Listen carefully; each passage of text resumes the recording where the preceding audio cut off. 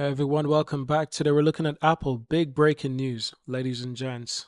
This is huge and it's a shock and it's a surprise. We never expected this anytime soon, not in a million years. Apple has reportedly cut Vision Pro production due to low demand.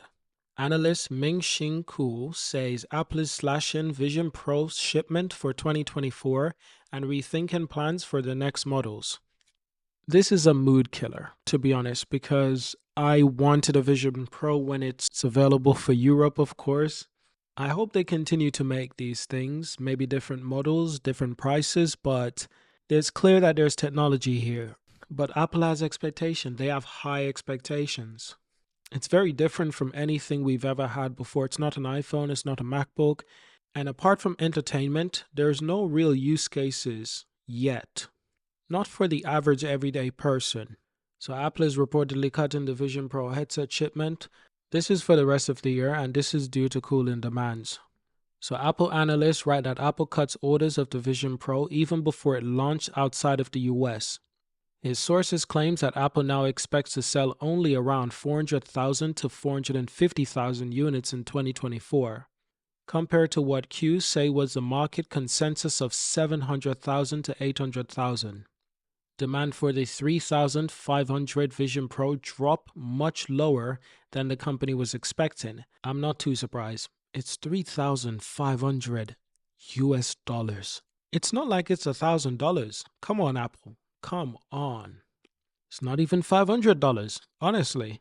The product is in high demand. The price is not very favorable to the everyday person who's going to afford this. Even in a country like the US, where there are people who can't afford this, lots of people who can't afford this. Aside from entertainment, this is still a niche product. It's not the kind of product yet that humans are completely obsessed with. Give it another 5 to 10 years, I'm pretty sure there's going to be some apps in these Vision Pro headsets. They're going to make us completely obsessed with these technology, but it's not there yet. So I just hope that Apple continues to sell these devices. I hope that they continue to manufacture, improve the technology, and to bring us more affordable versions, Apple. Come on. 3,500, that's just crazy.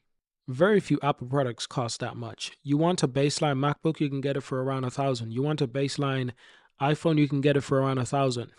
You want a baseline iPad, around 1,000, 500, 600, 700. You get my point.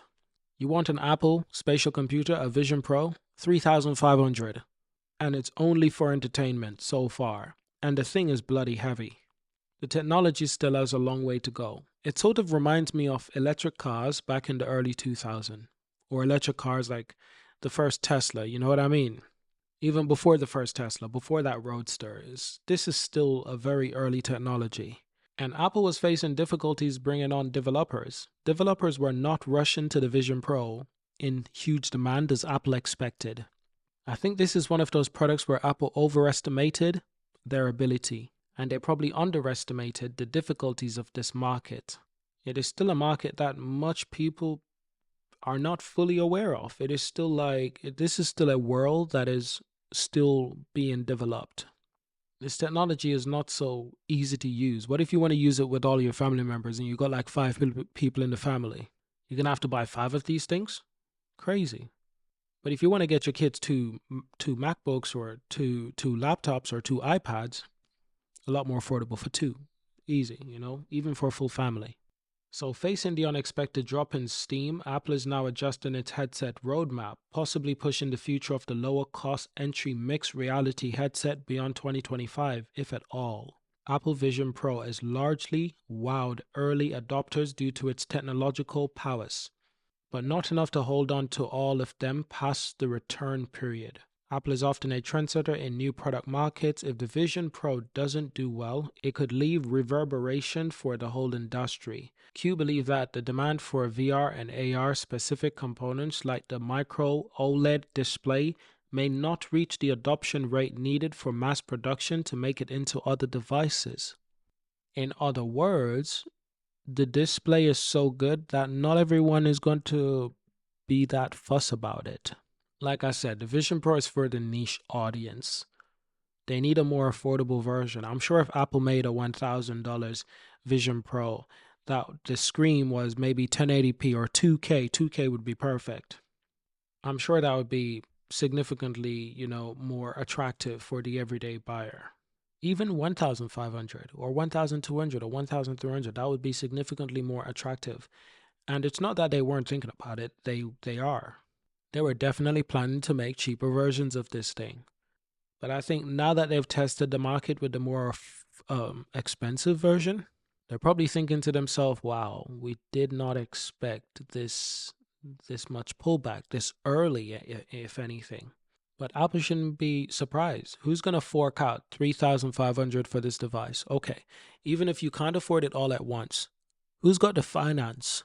Who's got the finance? Who's got the credit rating to get this device? Parents getting this device for their kids? Which parent is going to get a $3,500 device for their kid? Do you know how easy this thing is to break? This thing is not exactly a child-friendly kind of device. It's highly expensive. It's more for adults. It's more for people who can take care of it. It's more for people. It's a niche audience, Apple. It's a niche audience. So those are two things there that I think Apple underestimated. The demand, of course, of these devices that are so expensive, and the need for developers to rush to the Apple platform to create as many apps as possible for this device. It's too soon.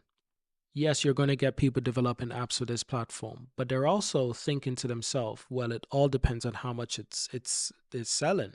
If this thing is not selling too well, people are not so eager to develop for it. Because where's the market? The market will be very small. Of course, this market will grow over time, but you have to incentivize developers these days. And perhaps Apple, if you want to incentivize developers to build on your platform, lower the fee. That would be the perfect start. If you lower that iPhone or iOS app store fee, I guarantee you'll be getting a lot more people developing apps for this platform. Because it takes a lot of work to develop applications, great applications for VR. Not to mention, Apple has its own specification. You can't just develop a crap product. Your app has to be excellent. Your app has to really hit the market, really has to exceed expectations to be on Apple's platform. So you're obviously going to get less people interested, less submissions. You're going to have to help these developers, because without developers, Apple is nothing. Without the developers, the App Store, Apple is nothing. And I've always said this, one of Apple's most powerful weapons in their arsenal is the App Store. It's incredibly genius. And now we're seeing other companies utilizing this, like Tesla. Tesla's got their own App Store on their Tesla vehicles. And they're finding out just how amazing it is to have those things. Which is why Tesla can drop the prices of their vehicles to insane rate. They can just reduce the prices as much as they want. Because when you get the device into people's hand, it's significantly more affordable. You can sell them products, you can sell them performance updates, you can sell them ads, you can sell them self-driving technology, you can sell them anything. You can sell them your own music service, your own streaming service. You can sell them anything. You can make way more money just getting the products in their hand. But you see, without the developers, Tesla wouldn't be anywhere. Apple wouldn't be anywhere. All these companies, these technological companies wouldn't be anywhere. You have to incentivize developers to build on your platform. So listen, this is where I'm going to end the video. But I hope you've enjoyed this. Thank you for watching. Subscribe to see more. This is a crazy news. I hope to hear more about this development. But based on everything, they're not stopping manufacturing or production. They're simply reducing it. And this is probably to reduce losses. It's business. This is how business works. So subscribe, leave a like, leave a comment. Let me know. I want to hear your thoughts. And I'll see you in the next video. Peace.